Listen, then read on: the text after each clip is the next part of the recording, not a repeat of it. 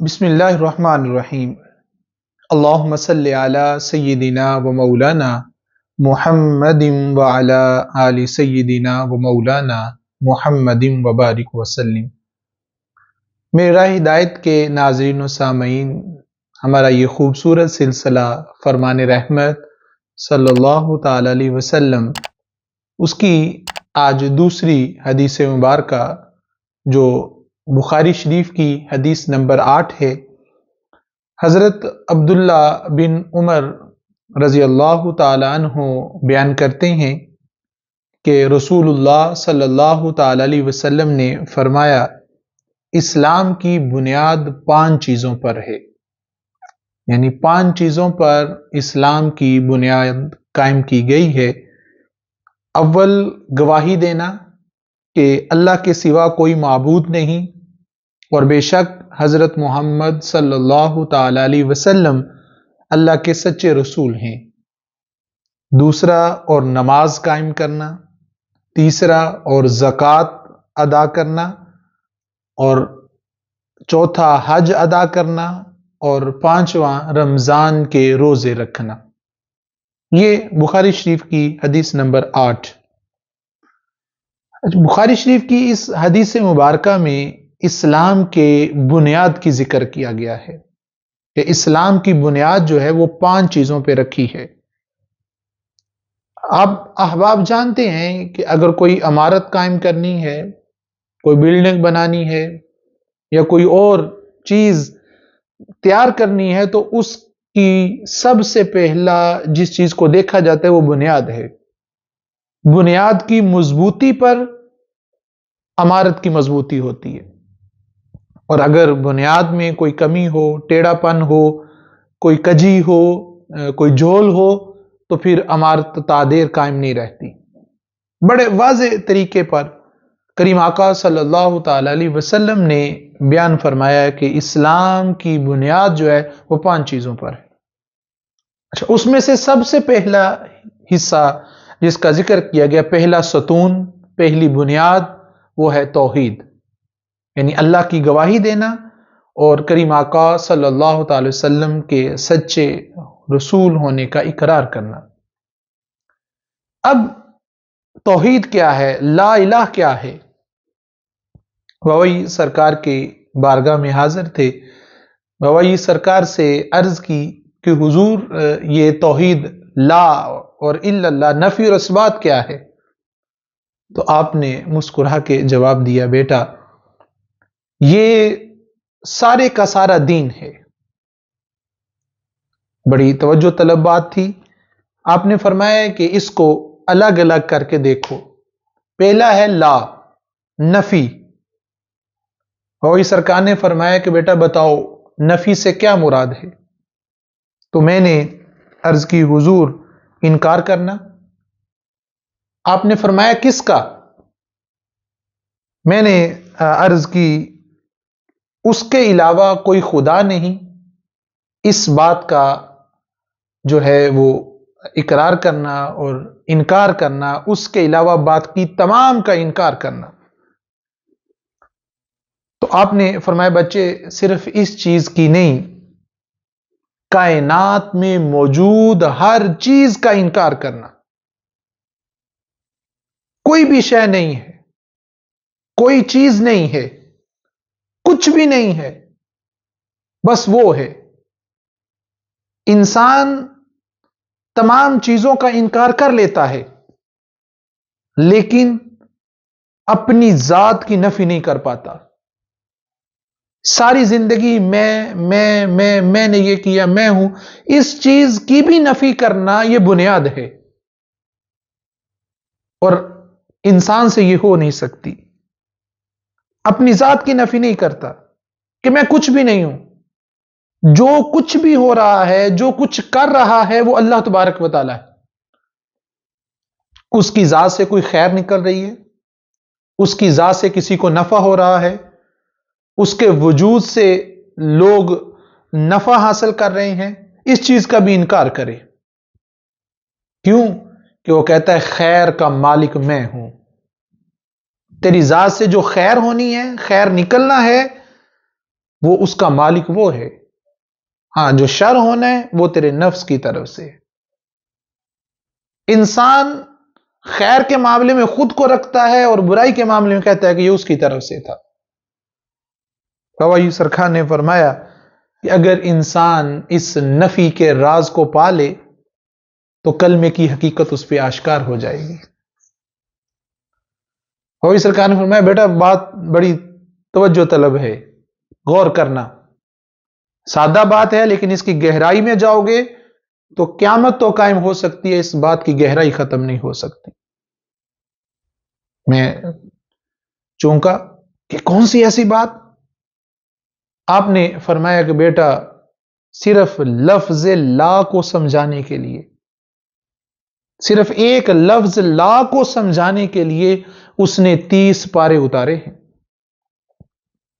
لا کی اتنی وسعت اور گہرائی ہے، اس کی وسعت کا کوئی اندازہ ہی نہیں کر سکتا.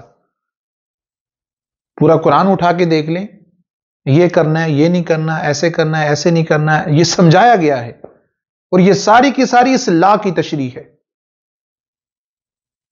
اور پھر قرآن کا ایک ایک حرف اگر دیکھو اس میں بے شمار راز ہیں، اور ان راز جو راز آشکار ہوتے ہیں وہ سارے کے سارے لا کے راز ہیں.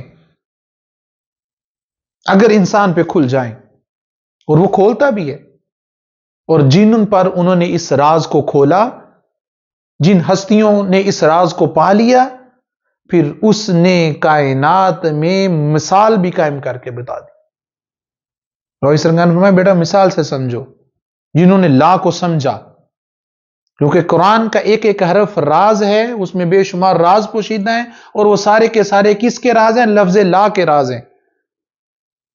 آپ نے فرمایا وہ مولا علی علیہ السلام کا وہ فرمان حدیث مبارکہ میں بھی جو ہے کہ تمام قرآن کا علم جو ہے سورۃ فاتحہ میں، سورۃ فاتحہ کا تمام علم جو ہے وہ بسم اللہ میں، اور بسم اللہ کا تمام علم با میں، اور وہ با وانا نقطہ با، اور میں وہ با کا نقطہ میں ہوں.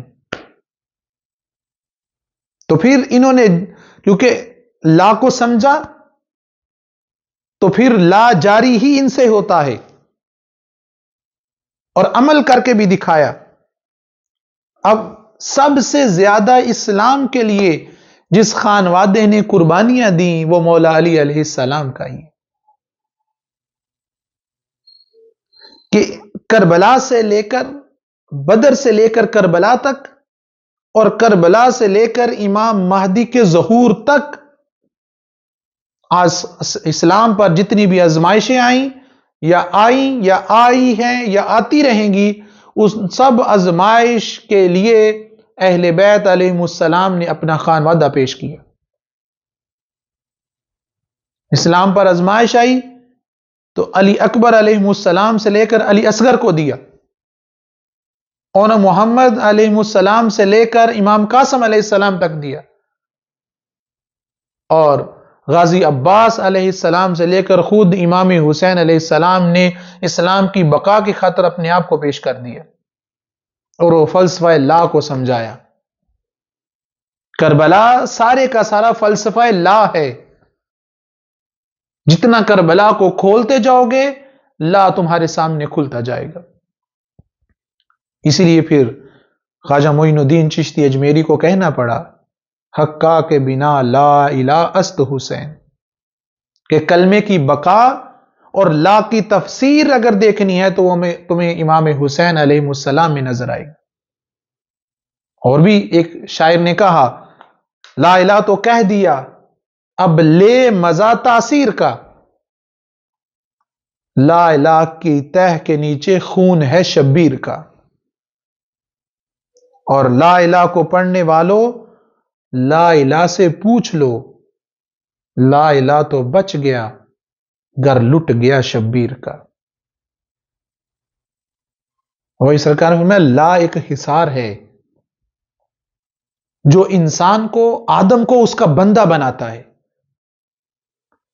یہ اس کے اندر ہر قسم کا، پھر جب یہ بندہ لا پہ کھڑا ہو جاتا ہے تو اس کے اندر سے ہر قسم کا خوف، وحشت، دوری، اجنبیت اور غیر سب کچھ ختم کر دیتا ہے۔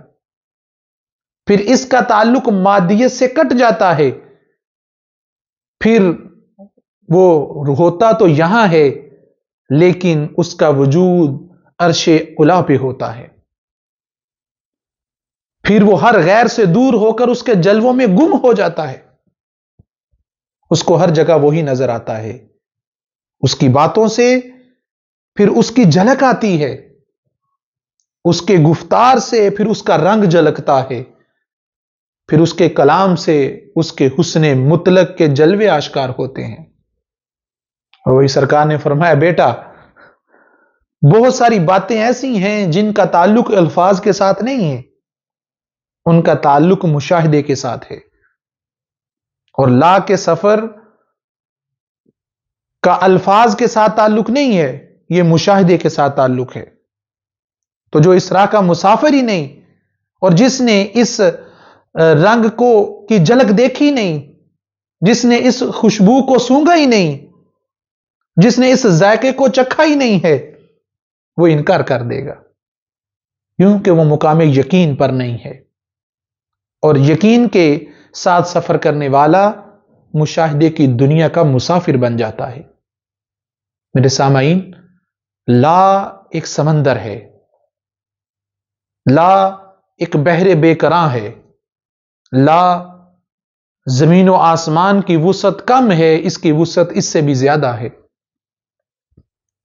اور اس لا پر دیکھنا ہے کہ ہم کھڑے کتنے ہیں، نفی کتنوں نے کی ہے، اور پھر لا کا سمندر عبور کریں گے تو پھر اللہ کا سفر شروع ہوگا۔